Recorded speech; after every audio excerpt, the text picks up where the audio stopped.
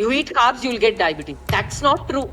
Calorie counting didn't work for me. What's the role of carbohydrates when it comes to all these metabolic diseases? You are consuming so much excess energy and storing that excess energy that your metabolic function is going for a toss. Whether it is a potato chips or whether it is gulab jamun, it is some form of sugar, salt, fat, something coming in. When you combine carbs and fats together, that is the exact definition of hyperpalatable food. The average Indian consumption of carbs is 250 to 350 grams. 3 meals a day, 3 snacks in between, then one 12 o'clock Netflix and chill snack, then 3 o'clock let's go out for a drive and have some chai, something somewhere. You're not eating a clean diet. For every 60 grams or 70 grams of carbohydrates you add to your meal, you need to work out for 1 hour more. Replace sugar with jaggery. One very important thing to understand, your body doesn't recognize food the way you recognize food. It recognizes molecules. Is there any minimum RDA for fats? Carbohydrate is dietarily unessential. Protein and fats are essential, which means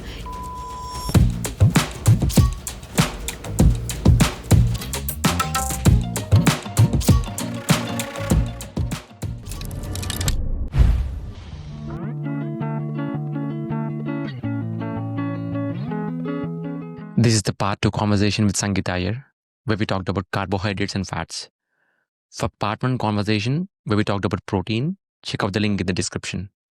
Hope you enjoyed the episode. Hello and welcome to the Compounding Project podcast, where we talk about taking small steps to become healthy, wealthy, and wise. I'm your host Satish Gajula, and this episode is all about health, especially nutrition. Our guest today is Sangeetha Aiyer, who is joining us from Hyderabad, India. Sangeetha is a certified nutritionist and the founder of Rewrite Your Story, a nutrition service platform dedicated to healing metabolic syndrome through proven scientific approaches. With over 18 years of study and 4 years of outcome-driven health practice, Sangeetha has helped over 2,000 individuals transform their health. In this episode, she's here to share practical tools, tips, and strategies to help you lose fat, build muscle, and most importantly, make it sustainable. With that, Sangeetha, welcome to the show. thank you so much for having me, Satish. It's an honor to be here and thank you for inviting me. You mentioned like India is the diabetes capital of the world. So what's the role of carbohydrates when it comes to all these metabolic diseases? See, I have come a long way from thinking in a carb-centric manner, and now I think in an energy-centric manner. Okay, and I'll explain that a little bit. Okay, inherently, metabolic syndrome, whether it is having fatty liver, non-alcoholic fatty liver, or now it is called MAFLD, or whether it is diabetes, whether it is you having a pot belly, whether it is dyslipidemia, whether it is in many cases PCOS, not lean PCOS, but PCOS when you're obese, which is what I had. At the end of the day, it is what we call energy toxicity. Okay, meaning you are consuming so much excess energy and storing that excess energy that your metabolic function is going for a toss.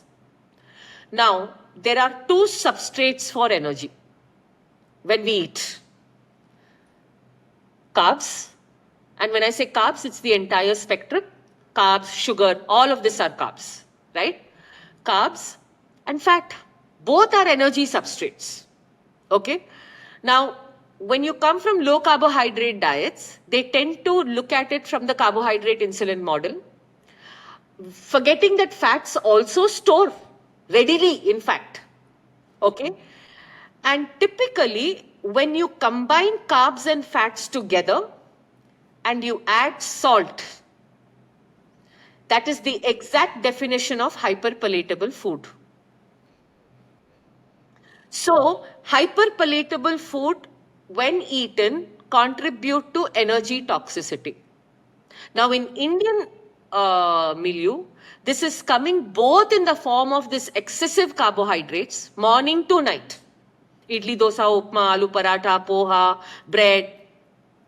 Okay? Afternoon rice roti, in between kurkure, samosa, then night again rice roti. Combining this with junk food, where there is invisible fat coming from, and then if you're not cognizant of the fat usage in your kitchen, like I said, how you're cooking your paneer, your bhindi. It is double whammy from both sides. Now add a layer of lack of protein. You are over consuming. Do carbs have a role to play in energy toxicity? If that is the question, in the current milieu of the Indian population, yes. Do fats have a role to play in energy toxicity and therefore contributing to metabolic syndrome? Yes. To handle, these both have to be balanced well. But by and large, the cheapest calories are ultra processed food, which I said are a combination of carbs, fat. There is no ultra processed food without this combination. Exactly. They call it like salt, sugar, and fat. Yeah. Sugar is Yeah. carbs only, right? It's carbs. Yeah, exactly. Yeah. Whether it is a potato chips or whether it is gulab jamun, it is Yeah. some form of sugar, salt, fat, something coming in, right? Exactly. So you have to have control on both and transition towards a more real whole food based diet with nutrition diversity. Excess carbs will cause energy toxicity. There is no two ways about it. Got it. Okay. Got it. Now, the next question is how much carbs? Yeah, exactly. That's my question. Like, we established RDA for protein. We talked about it, but yeah, can you how much carbohydrates are enough? So, the RDA for carbs in a sedentary person, which is what most of us are, with probably 1 hour of movement, is 130 grams. That's it. Oh my God. So I follow a scientist and a professor and another senior doctor and a researcher by the name of Gabriel Lyon and Don Lehman. Okay, you've heard of. I'm sure if you're in this space, you'd have. Forever Strong. She wrote a book. Yeah, Correct. Gabriel Lyon. Yeah, yeah. Wonderful. Both their work in protein metabolism, muscle building, carb utilization, protein utilization has been an eye opener for me. And when I apply those principles, okay, so the rate of carbohydrate disposal in a person who's sedentary is defined as 1 hour of basic movement. Only 1 hour of basic movement means you're going for a walk or you're going for a half an hour swim. 1 hour is 40 grams in a meal. That's it. 40 grams in a meal, 3 meals, it totals up to 120 grams. Now, the other way of looking at it is the minimum requirement for glucose by the human body, by your red blood cells, by your brain, etc., is about 80 to 90 grams. That's all your body needs. So, there was a certain buffer applied, okay, and they got that RDA to 130. Now, if you want to exceed 120 to 130 grams of carbs in a day, and the average Indian consumption of carbs is 250 to 350 grams. Good day 250, bad day 350. Weekend definitely 350. You're not eating a clean diet. You're not eating all homemade meals. You're eating junk food. Okay?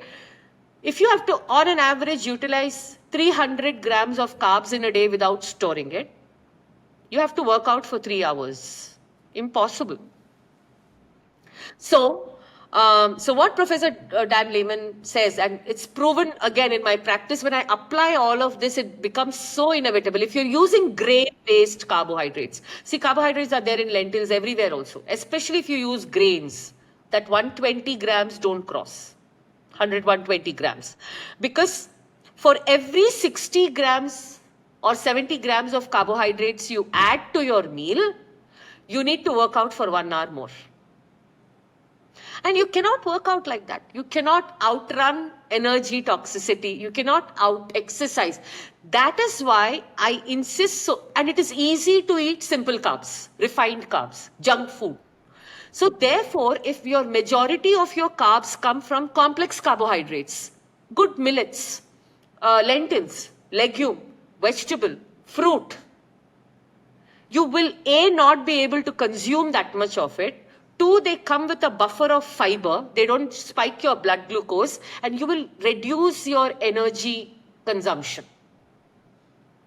So I'm sorry to say, everybody, 130, at best if you're younger, your age maybe 150. But beyond that, unless you have serious activity goals, you're going to be storing it. We'll get back to the episode in just a few seconds. 94% of people who watch this channel haven't subscribed. If you're enjoying this episode, can you do me a quick favor and hit that subscribe button? It helps the channel grow and brings in even more guests so that I can provide more value to you in the future episodes. Now, back to the episode. Wow. So this is exactly what you said, like double whammy. Like, we are underrating protein and overeating carbohydrates. And then, so one thing you mentioned actually, like evolution, like, during the beginning of the podcast, I read a book called Sapiens by Yuval Noah Harari. So he actually explained, there is a chapter to Adam and Eve, I think so. Yes. But yeah, he explains like, why we actually overeat. There is a reason why he said, like, because like, we are like hunter gatherers, right? And then we don't get like 3 meals 6 meals every day, so it's just like, based on what that day will get, right? So our human brains, like, we are wired for survival. Like that's the ultimate goal. Even today. Even today, exactly. So, and at that time, like, the most obvious thing to do when you see food was like eat as much as you can, because you don't know when your next meal is going to be. So the Absolutely. smartest thing to do is eat. And then what he said was like, we are still carrying those genes right now in this 21st century, and our Absolutely. human, There is a and yeah, wonderful line that we live in an evolutionarily mismatched world. Our DNA is still that, but the environment around us is very different. See, human beings have lived in fasted and fed states. We have never in the history of our evolution seen this kind of comfort and food abundance. And therefore, when your brain sees hyperpalatable food, which is what he explains in the book, you don't know when the next famine is coming. You don't know when the next earthquake is coming. And even if you go beyond the Paleolithic age, you were not able to hunt a big mammoth every day.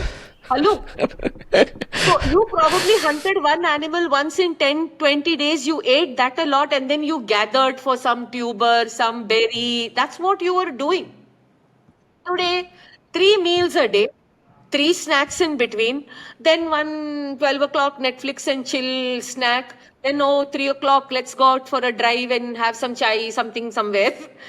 How you're not able to handle it. So that fed and fasted state, now we have to seek discomfort.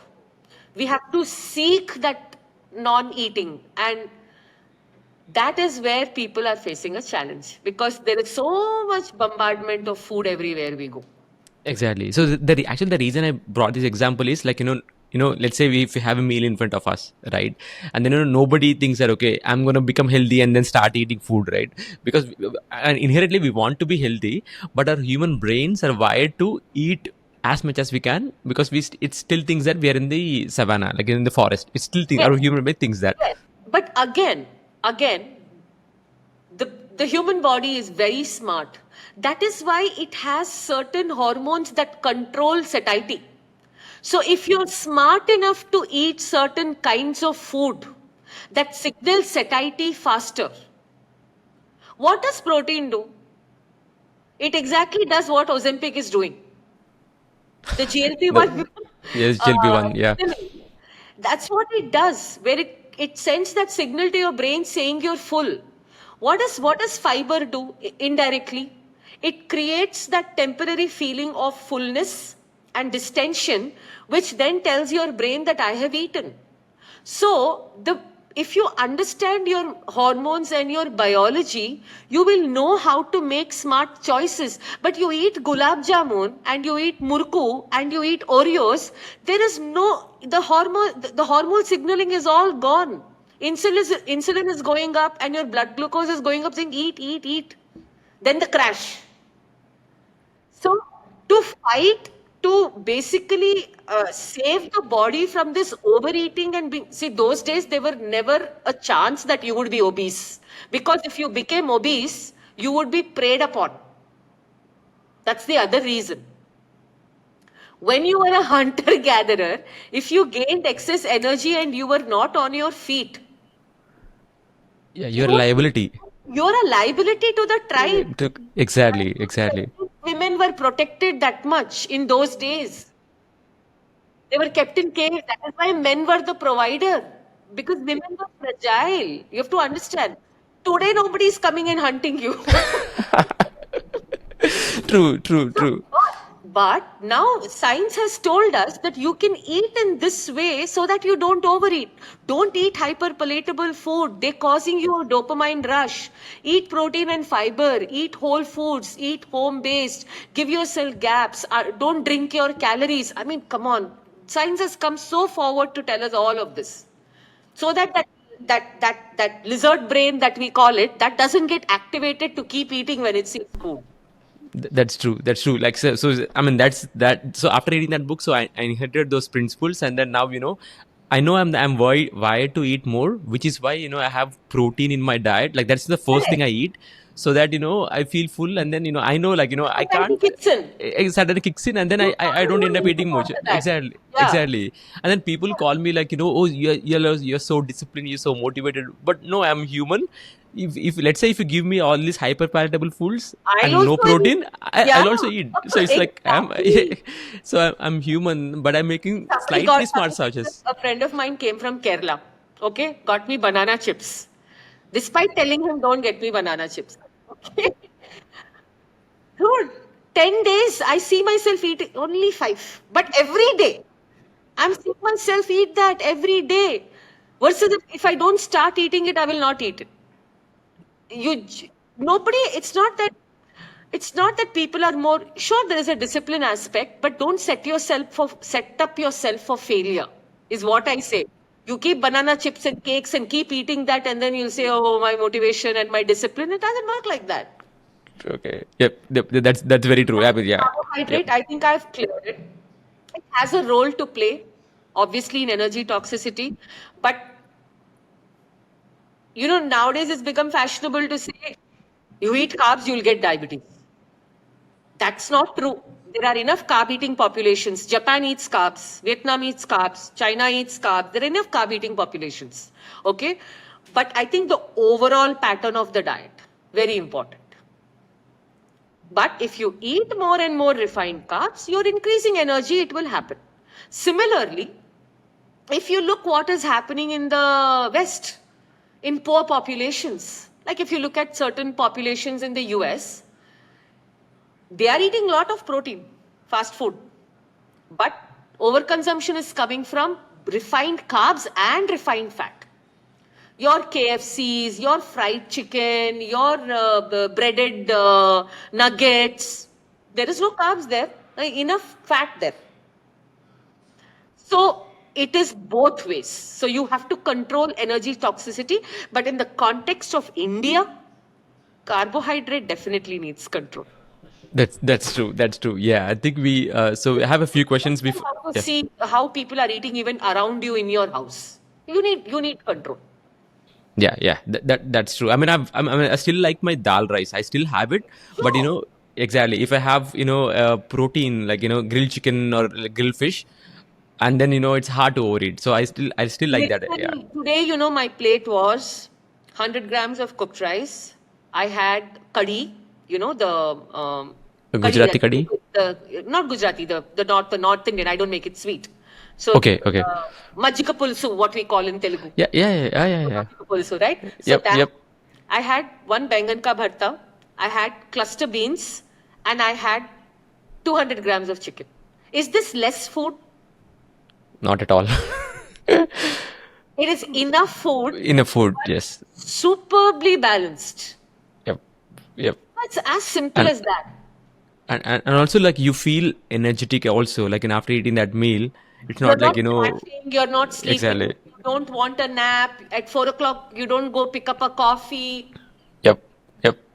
Energetic, fulling, and also like I love this. Yeah, I love this. Yeah. So one question on carbohydrates before we move on to like fats, the last segment. So we people like have this like let's say they try to be healthy, and then they replace like sugar with jaggery, and they say no to like stuff. So can you talk about like is it really good?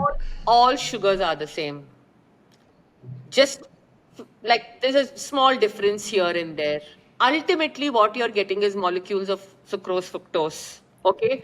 one very important thing to understand, your body doesn't recognize food the way you recognize food. It recognizes molecules.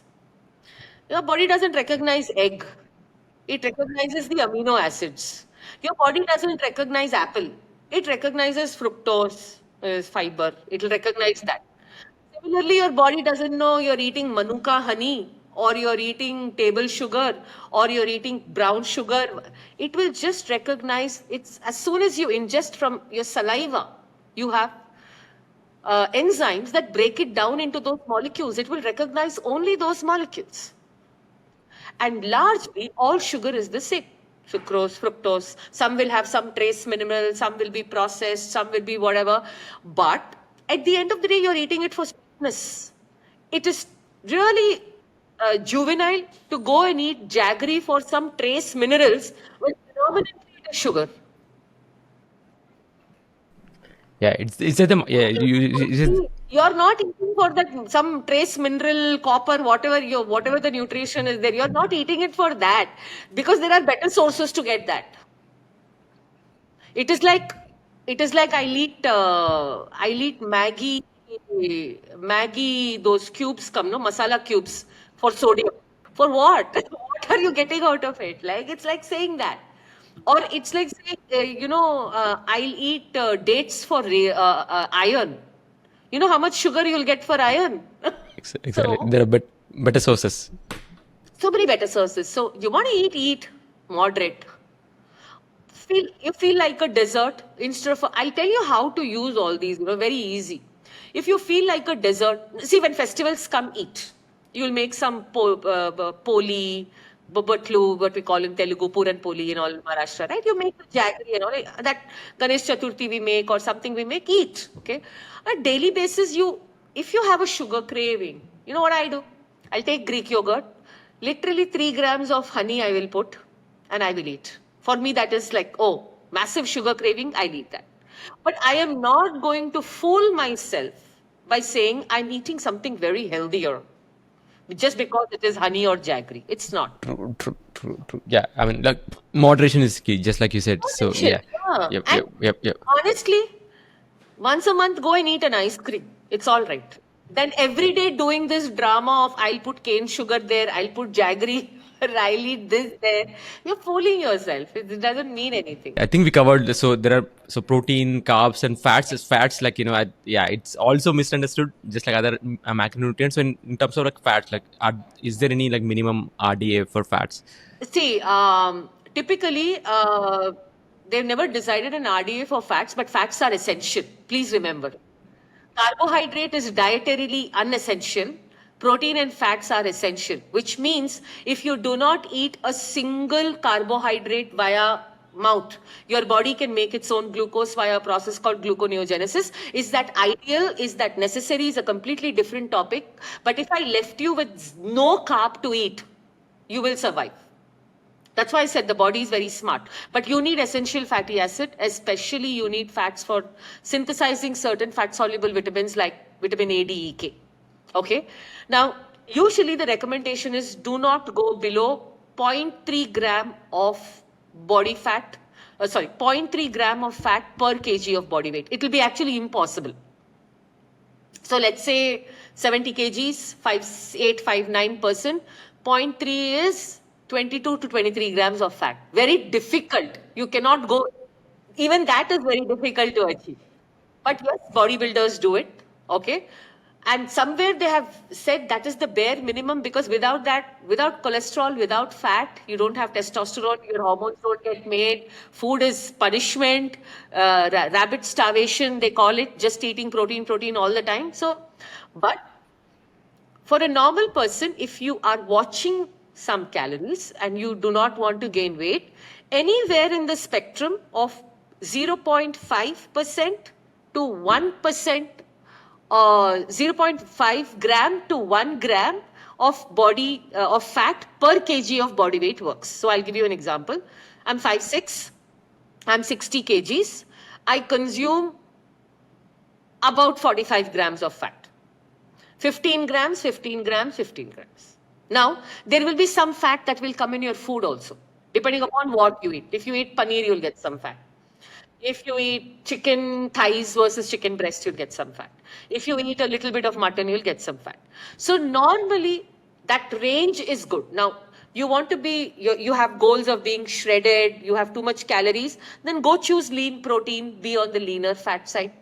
If you want just maintenance, like I look at maintenance, I eat about 50, 60 grams coming from everywhere. For me, that works. Okay. So that is how you have to view your fat. Now, when it comes to fat, there are three kinds of fat. There is saturated fat, there is PUFA, and there is MUFA. Ideally, you should have a healthy balance of three, right? So saturated fat. So I tell everybody, if you're worried about fat, the first thing you need to do is control the overall quantity of fat. Most likely everybody is overeating fat. It's delicious. Instead of worrying seed oil, non-seed oil, ghee, Bologna method, A2 ghee, A5 ghee, olive oil coming from Spain, mixed olive oil, cold pressed. Is it cold pressed in with a steel or is it cold pressed wood? Is it handmade cold pressed? First, if you're concerned about oil, find out Quantity. Yeah. quantity first. Okay. Once you've established your quantity, again, India has its own wisdom, cultural wisdom. Depending upon the place you came from, you used 1 to 2 varieties of fat. Ghee is universal in India. Every family has ghee. If you came from the south, it was ghee, coconut oil, nuvulu nune. Okay. You had sesame, peanut, mustard. If you're in the north, it was different, mustard more, okay, peanut more in central India. So I say rotate your fat so that you get a healthy combination of the ghee that we eat, then maybe some amount of like peanut oil, your omega 6s are balanced, but don't over rely on one oil. No ghee supremacy. There is no such thing as a superfood. Every food has a role to play. Right? Now, unfortunately, we don't have access to avocado oil and olive oil, which are very high MUFA. Okay. But if you travel, if you go to a good location, you can get that. If you have affordability, you get a good olive oil, use it, extra virgin olive oil. If you want to use little bit in a salad and all, you will now, because if you have affordability, now accessibility, you can use, you will get that also. So typically at least 2 oils or 3 oils are ideal, cooking fat, depending upon what you cook with. Got it. So just for clarification, so MUFA and PUFA like monounsaturated and polyunsaturated fats. Okay. Polyunsaturated and saturated fat, right? Got it. And Okay. there is no need to fear anything. You go excessive on anything, you're going to have a problem. Okay, there is irrational fear about saturated fat. Yes, it raises LDL cholesterol, but now everybody also knows that LDL cholesterol is not the only single marker that defines cardiovascular health. There are many other factors. So if you have familial risk, if you have genetic factors running in the family, generally be careful about fat and be little more careful about saturated fat. Get more fiber in your diet. If you think that you're all the time using one kind of refined oil, don't do that. You're probably getting your 6s and 9s and your omega 3s are falling low.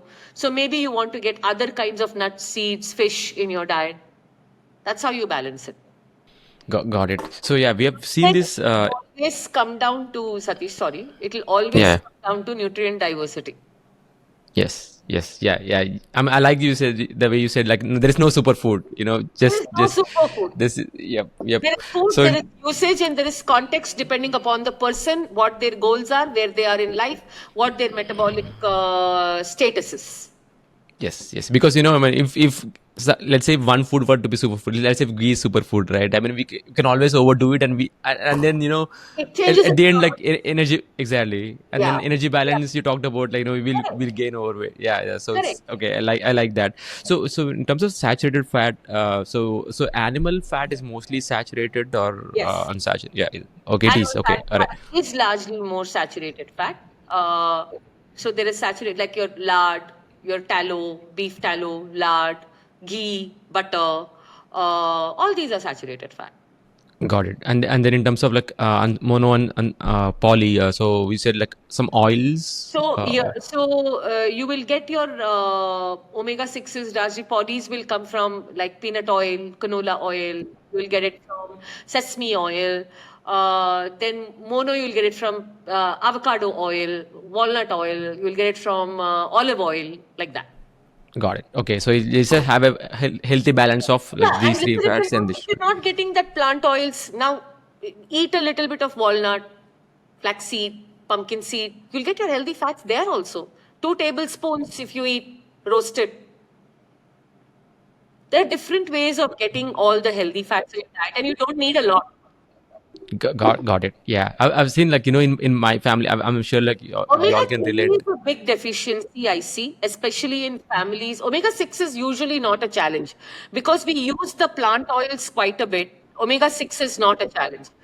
Omega 3 is a challenge, and the ratio between omega 3 and 6 is a big challenge.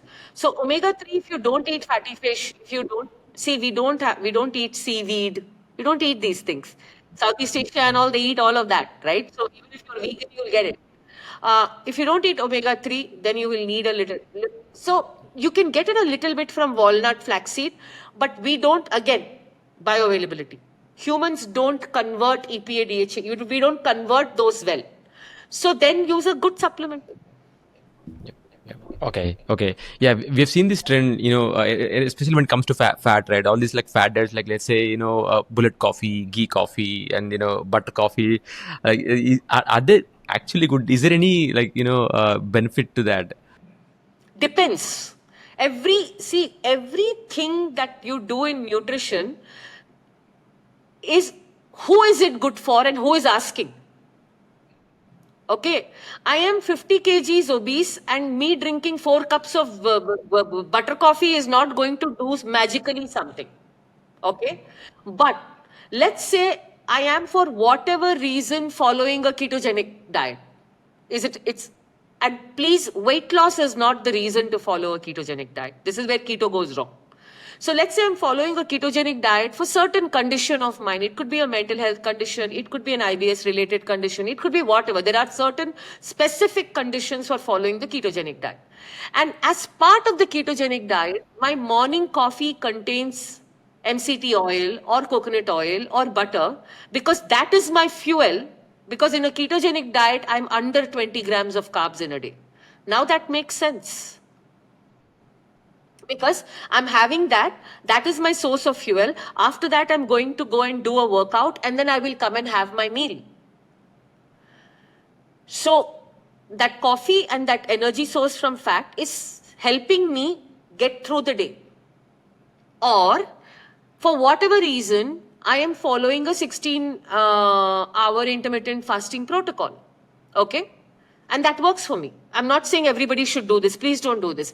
As part of that intermittent fasting protocol, I do not want to have an energy substrate that spikes insulin. Yet, I want to get over my hunger pangs in the initial phase. So, I'm taking a bulletproof coffee with 5 grams of fat or MCT oil. It works. So, but is some keto bulletproof coffee on its own some magical thing that will do something to you without the context of all of this? No, it's just energy. True. Okay, I think that's getting a bad rap. After Yeah. taking keto bullet coffee, then I will eat an oats and banana milkshake. You've just added calories, boss, to your diet. Choose, right?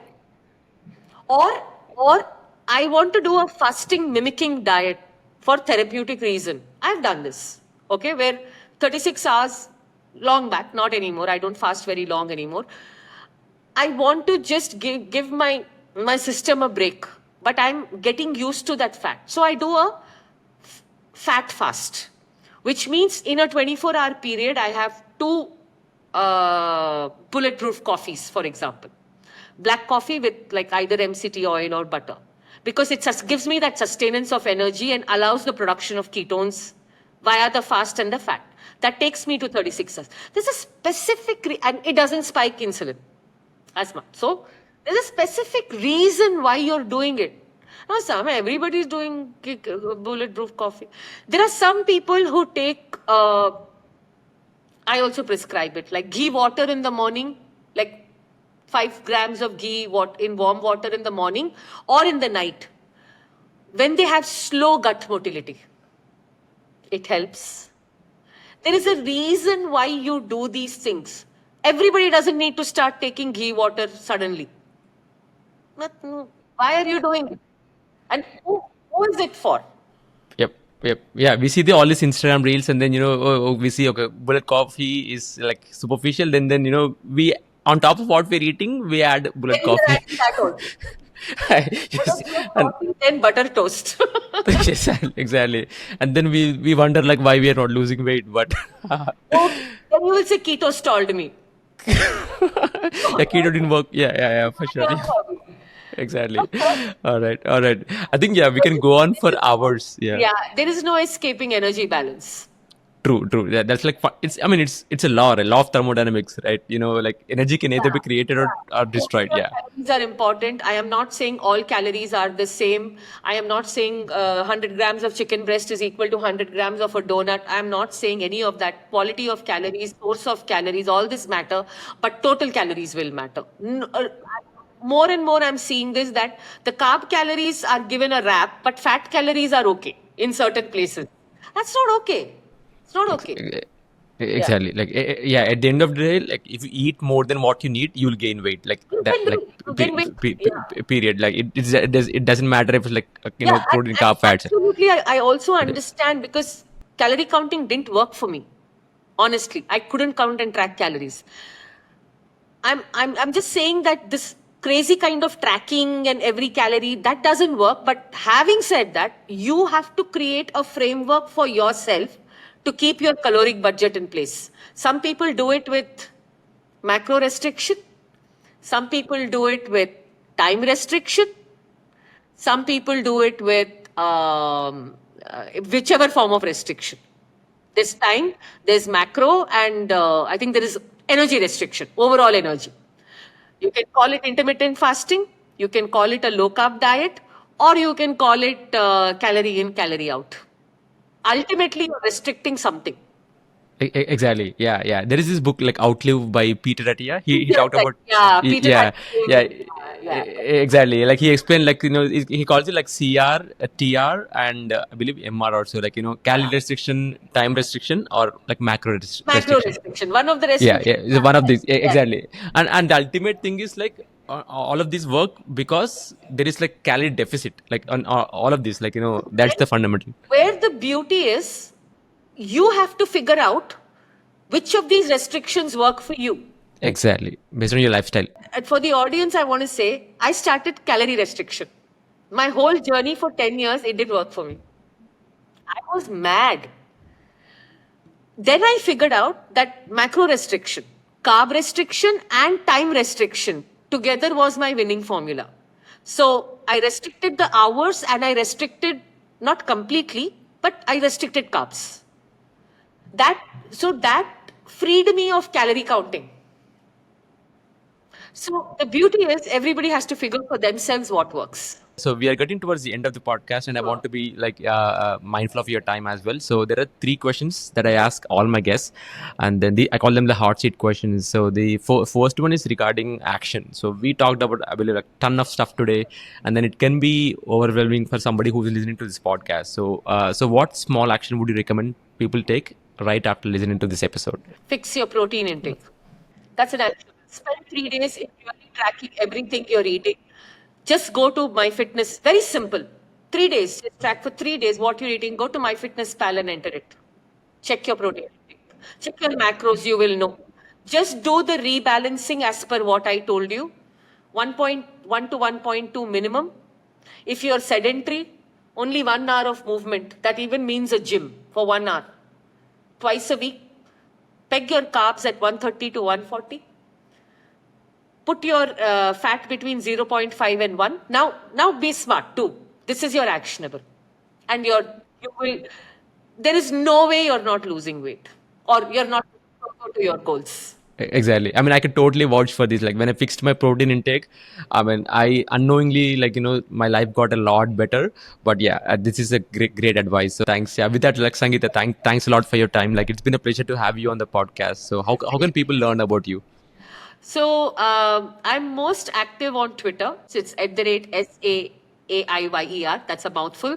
I also have a nutrition platform service called Rewrite Your Story, www.rewriteyourstory.in.